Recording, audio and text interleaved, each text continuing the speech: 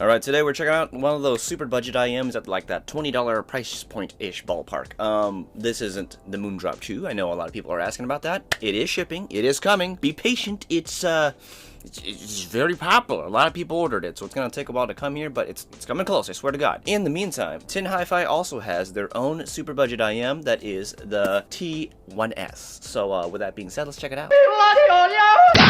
Alright, some disclaimers. This was sent to me for a review by Linsel, but this won't affect my review in any way, shape, or form. Everything you're gonna hear here is gonna be my own personal opinion. Also, this is gonna be more of a gaming focused review versus an audiophile review. I mean, yeah, I do go into all the audiophile aspects, the sound stage, imaging, the whole sound signature and whatnot, but I'll be explaining how that will affect its performance in games. And yeah, with that being said, let's get started. Yes, the Tinhifi T1S, which is basically just an upgraded version of their T1 Plus. Heck, their inner box still says T1 Plus on it. And in this box, you'll find the IMs themselves, which actually use the exact same shells as the T1 Pluses, but more on that later. Anyway, you're gonna get a cable, as well as a bag of different size ear tips, and your usual array of paperwork. Taking a look at the cable, they've included a very nice high quality cable. It's kind of surprising. The braiding is very neat, even and tight. Like, cables like these would typically cost the same amount as this entire set, and I wouldn't even blame you if you bought this IM just for the cable. Anyway, this cable uses a 3.5mm jack, which is simple and clean and looks pretty well built. Same goes for the splitter up ahead, which is also very simple and clean, and it feels quite durable. You do get a chin slider, which is a bead chin slider, which feels good and does its job just fine. And let's just take a moment to appreciate how nice the cable is after the split, being so very neatly twisted. Like, this is straight up quality right here. With that being said, at the end you of course get ear hooks, which is pretty standard at IEMs these days, and they do use 2-pin connectors, which is also pretty standard these days. Now on to the IEMs themselves. They are purposely made all out of plastic to keep them very nice. The look of them is very simple and clean, with its colored faceplate and transparent body. Here you can see the upgraded internals of the T1Ss, whereas the rest of the body is actually recycled from the T1 Pluses, which is actually kind of bad because now you can accidentally mix them up with the T1 Pluses, because on top they still have the T1 Plus name on them. So you'd have to listen to both to know which one's which. Hopefully they see this video and fix that. But anyway, you got 2-pin connectors on top, and in the inside you of course get a plastic nozzle like the rest of the body, which does have a grill to keep your nasties out. Moving on to looks and comfort, here's how they look like on my head. They're actually pretty small and very comfortable, and this is also partly because they are very light. They don't stick out of my ears all that much at all and have a very nice shallow fit. I don't think anyone should have any trouble with the comfort and fit of these guys, because they're just very light and very small. All you need is the right ear tip size on it and you're basically good to go. You can wear these basically all day and probably even sleep with them. But even then, I suppose your mileage will vary depending on the size and shape of your ear, but I'm pretty sure most people wouldn't have much trouble with these. Now, after all my tests with the T1Ss, it seems like Tinhifi wanted to take a different approach to the sound with these IMs compared to like their other offerings that I've listened to. Like, normally they like to focus on the mids and highs a lot, but I think because they're focusing on the $20 crowd, so like the general masses, it would appear they wanted to go for a sound that's more, I guess, likable to the general masses, which is typically a warmer sound signature, which is essentially what these have. The sound themselves kind of reminds me of the Moondrop Aria. It's like they're trying to be the Moondrop Aria, but not quite. Like if the Moondrop Aria had a younger sibling that wanted to be just like the Moondrop Aria, but wanted to be more fun, and therefore added more bass at the cost of a few things, such as clarity and detail a bit. But let's get a little bit into that. At the low end, the T1Ss have a lot of bass going on, and they have a surprisingly good reach too. Like, it really gets into those sub-bass regions and pulls out those really deep notes to give it that rumbly feeling when they play those notes. It's got a decent punch to it, and the overall bass, I can say, like a bass head would really enjoy these. However, sometimes it feels like there was too much bass going on, and it causes the bass to be a little bit muddy. So I wouldn't say it's the cleanest bass in the world, though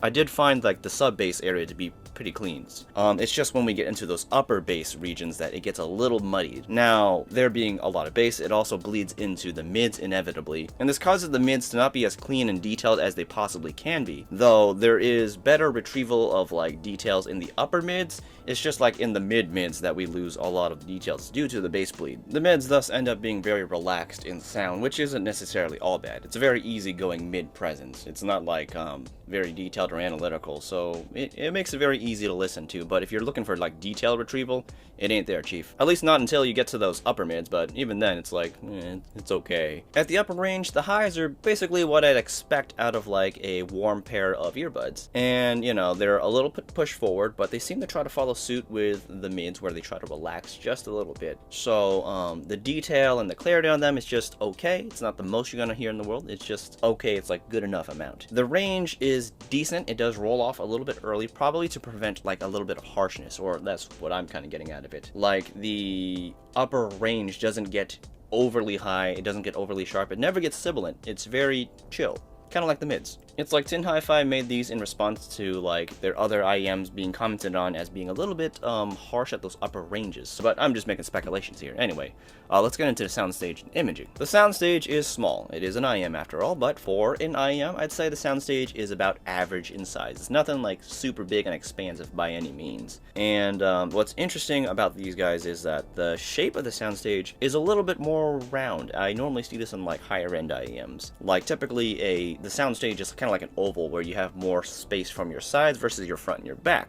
These ones have a slightly more rounded one, which is slightly more circular, which was kind of interesting. And this is very good in games because it gives you a more realistic representation of that circular field of sound around you, which is kind of nice. That then brings us to the imaging, which I'd say is just about okay. It's like, it's accurate enough, you know, you can find where things generally are. I do think it isn't exactly the best in competitive games though, due to the sound signature added along with it. Because of how much bass there is and like the amount of detail that I am lacking in the mid and upper ranges, it sometimes is hard to track people when there's a lot of sound going on. So then, you know, sometimes I can get caught by surprise and shot down if I don't hear those footsteps coming in like those big battles. Like I can hear where people are if it's quiet enough, but if there's a lot going on, it's kind of hard to track the feet because it's kind of hard to hear them because those sounds happen in the mid and upper ranges. And when the bass is kind of overtaking things as there's explosions happening around me, it's a little bit difficult. So, you know, for competitive games, I don't think I would recommend these guys. However, in non-competitive games, like, you know, more atmospheric games, I think these will do you just fine. I had a perfectly fine immersive experience while playing these non-competitive games, just kind of like walking around and exploring the world a little bit. The bass gave a little bit more body to the sound, so it was kind of nice, though I do wish there was a little bit more detail in those mid and upper ranges, just to kind of bring out those little like extra sounds that are occurring like in the world, you know? Overall, I think these are just okay for gaming. Not competitive gaming though. These are not good for competitive games. Non-competitive does okay. Alright, now at the price range that it is and the sound that it provides, is it even worth it? Honestly, it really depends. Well, like, you know, like many things. At the $20 price range, it's a very competitive market. There's a lot of IEMs in this area, each one specializing in different things. With these ones, these are very bassy IEMs, so I think a bass head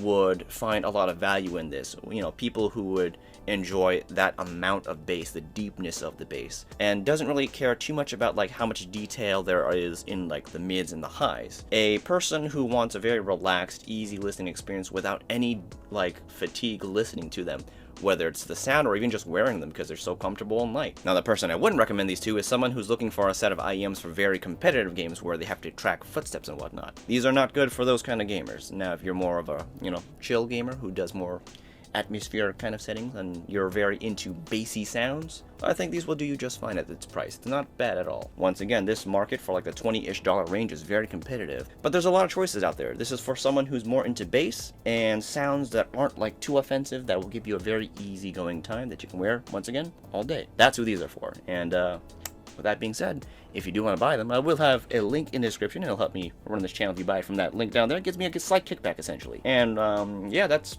basically it. So this video did help you out with your purchase decision. Do leave me a like, helps me exist once again in this whole YouTube space. Subscribe for more content, hit the notification bell thingy down there in case you want to know when I'm posting next. Also, I do stream on Twitch. I play games, I live, I die. I'm not a really good gamer even though I have all this equipment, but hey, you can watch me do it and ask me questions and whatnot. So a little link down there in case you want to see that. And oh my goodness, I'm dehydrated. So with that being said, I'll see you guys next time.